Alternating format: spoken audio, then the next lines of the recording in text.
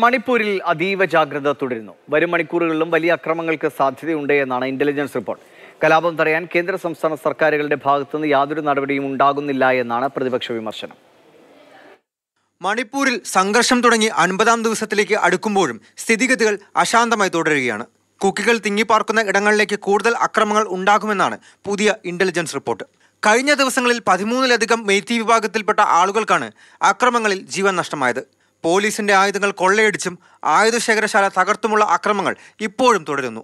സേനാ യൂണിഫോമിൽ അക്രമികൾ എത്താമെന്ന റിപ്പോർട്ട് എത്തിയതിന് പിന്നാലെ വൻ സുരക്ഷാ സന്നാഹമാണ് പ്രശ്നബാധിത മേഖലകളിൽ ഒരുക്കിയിരിക്കുന്നത്.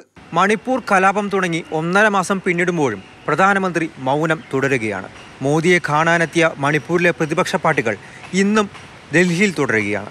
ക്രമസമാധാനം കാത്തുസൂക്ഷിക്കുന്നതിൽ മണിപ്പൂർ സംസ്ഥാന സർക്കാരും കേന്ദ്ര സർക്കാരും തികഞ്ഞ പരാജയമാണ് എന്ന് തന്നെയാണ് പരക്കെയുള്ള വിമർശനം. സംഘർഷം ആരംഭിച്ചതിനു ശേഷം 249 പള്ളികളും അക്രമികൾ തകർത്തുവെന്ന് Imphal arch bishop Dominic Lumon പറയുന്നു.